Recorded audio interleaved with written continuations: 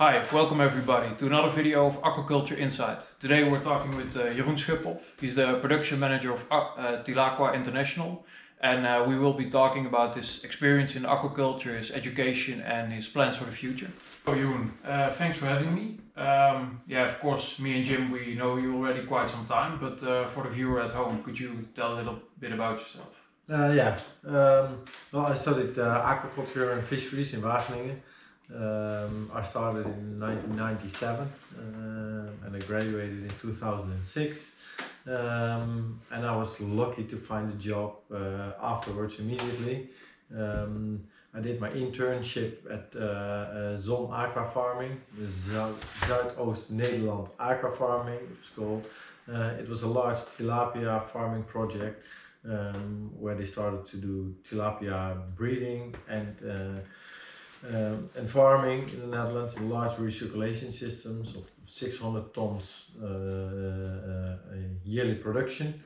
That's where I started my career in commercial fish farming, and I learned really a lot in those first years on fish farming on larger scale. And from there on I did a project with aquaponics.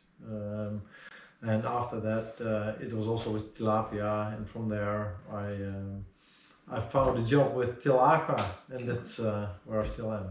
Ah, nice. Okay, good to hear. And why did you decide to join Til-Aqua?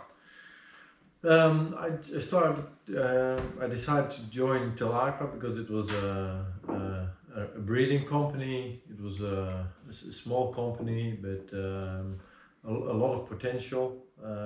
I had a lot of knowledge already about tilapia, so I also thought that I could bring some knowledge to the company, yeah, it was also because of its genetics and the YY technology, and I thought it would be a really interesting company to work for, and yeah, that's why I started there. Yeah, good to hear. And do you also plan to stay there in the future, or do you have other plans already? I already have other plans. My plans are to start my own farm, but not in tilapia farming, because I want to start a farm in the Netherlands, and making money with tilapia farming in the Netherlands is quite difficult because it's really cheap fish. So we're planning to start a farm for trout farming in the Netherlands. Okay, good to hear. And those plans are still in development, or can you tell us a little bit about it, or it's still secret? Oh, no secrets. I have no secrets. Well, the plan started already almost 10 years ago, when I thought about what do I want to do in the future, and what are our options.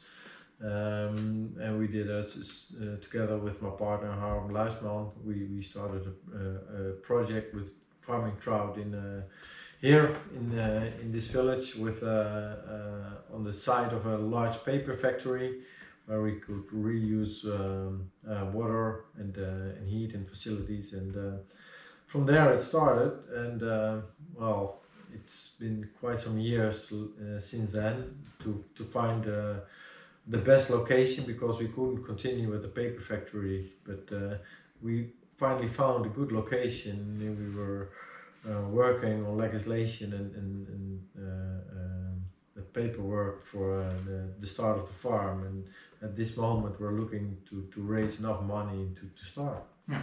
It's good to hear that some people in the Netherlands still want to start an aquaculture farm, because as you probably know, it's quite difficult to start it. Can you maybe elaborate a little bit on that?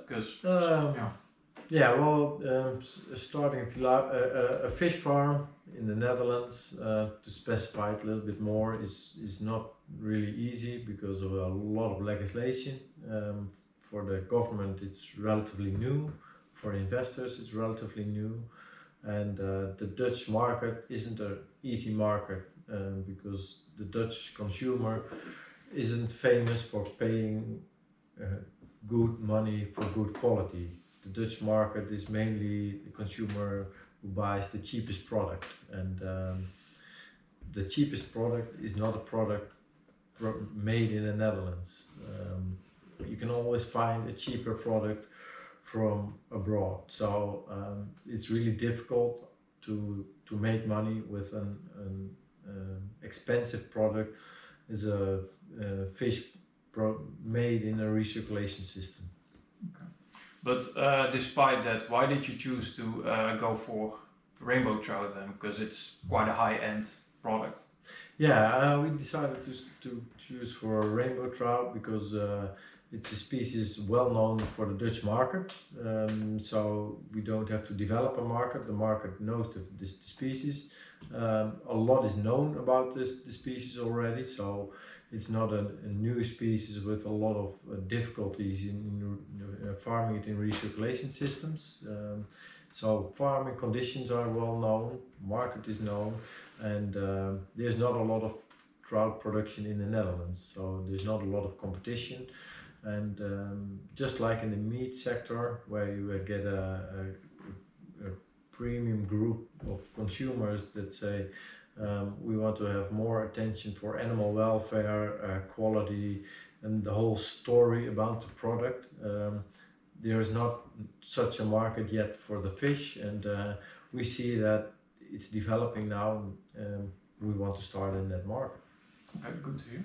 And do you think that's a trend that's maybe possible for the entire aquaculture sector in the Netherlands, or is it mainly for a couple of individuals that there's still room to do something like that? I think it is mainly the only market for the Dutch fish farmers, because the large consumption of fish is the consumption of fish which is bought in the supermarket, where people say just buy the cheapest fish available, and the cheapest fish available will never be a fish farmed in the Netherlands. So there's only the market for that's willing to pay a premium price for a premium product, and that's a relatively small market. You do see now with the kingfish in New Zealand that it's a large farm, but they also don't farm for the Dutch market. They farm for the whole European market, and they're the only ones in Europe. So then it's possible, but I don't think there is a good opportunity to farm fish on a large scale in the Netherlands. And there are options to produce it cheaper somewhere else. Okay, interesting view. And for the non-Dutch viewer, has it always been that way in the Netherlands? Has it always been a small sector that will be focusing on premium products, or has it been different? No, it's been different. About 10 years ago, 10, 15 years ago, there was a good market, especially for catfish. There were a lot of pig farmers who shifted to catfish farming.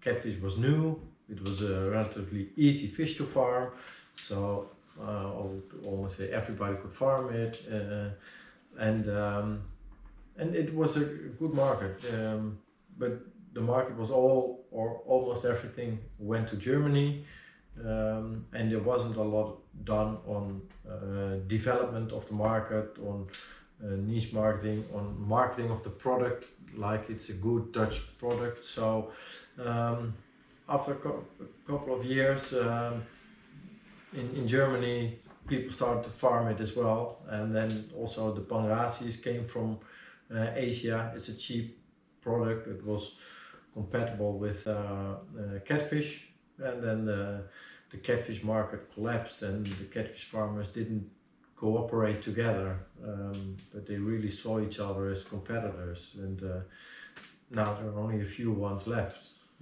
I think that's a pity, because it had a really negative impact on the total aquaculture sector in the Netherlands, because to get finance for a new fish farm, a bank would say, I've seen 5 catfish farms going bankrupt, so sorry, we pass. Okay.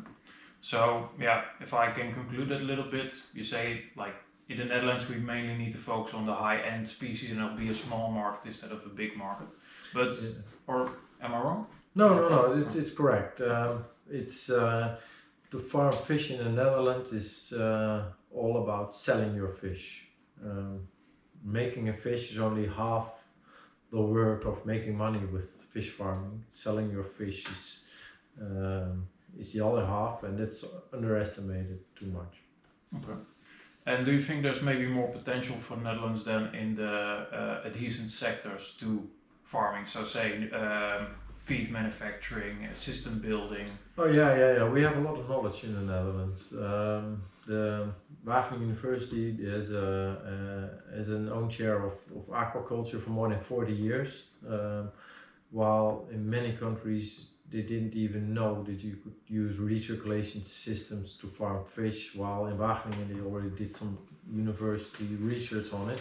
So we have a lot of knowledge, not only on the systems but also on feed quality.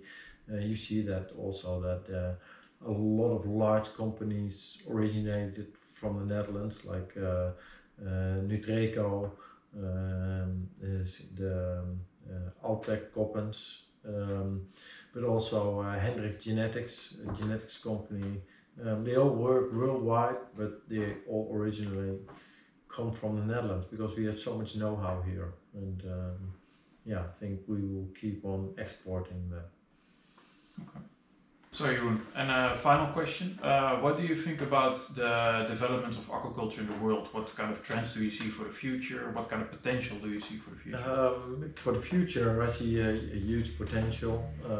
Aquaculture is growing really rapidly for the last decades, and forecast is it will continue to grow really fast. But especially in more developing countries, where people have a small wallet, and then fish is the first relatively cheap animal protein they can afford. So especially in those countries, you see a huge growth in aquaculture, and that's where also the potential is, I think. The more tropical countries where they can farm fast growing, relatively cheap fish like tilapia and catfish. And I think that the future will go more to recirculation. The trout and the salmon industry was an example of a fast growing industry in aquaculture.